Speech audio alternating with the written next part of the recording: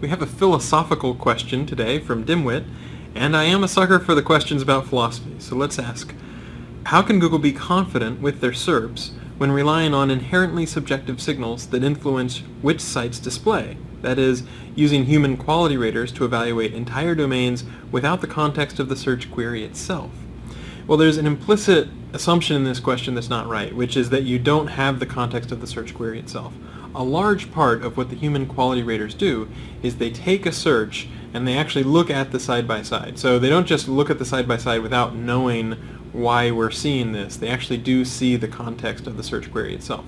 So it can be a little difficult to maybe step into the mental mindset if you didn't actually choose that query, but you are able to look at a domain and the search query and figure out how those two interrelate.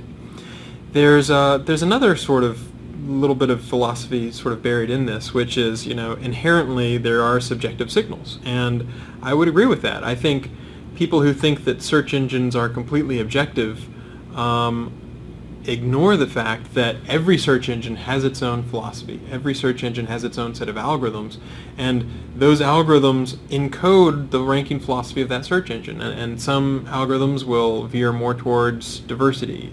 Some might show Wikipedia more. Every search engine is going to have different ideas about what the ideal set of search results is, and there is no scientifically provable best way to rank websites. So it's always going to be a little bit subjective. I think on the bright side, what we do is we try to listen to outside feedback. We've had people like Amit Singhal who have been ranking and dealing with information retrieval for longer than a lot of SEOs have been alive. If you're a young SEO, got his PhD in information retrieval. And a lot of us have been working on it for a long time, and so I think we have a relatively fine-tuned sense of when people will get angry, when they'll be unhappy. So for example, with Panda, we were actually working on trying to spot low-quality content, the sort of thing that's in between the quality team and the web spam team, the sort of low quality that's not quite spam but almost spam. We were working on that for months and thinking about that for months before we started to see the larger public get a little bit angry about that.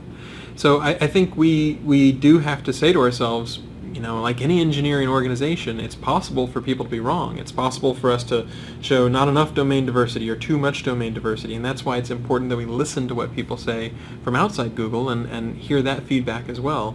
But we do try to make sure that our quality raters, for example, have good context and that they can typically see the search query so that they can judge, okay, when I'm looking at a website, is it really a good match for what this search query is looking for, or is it not as much of a good match?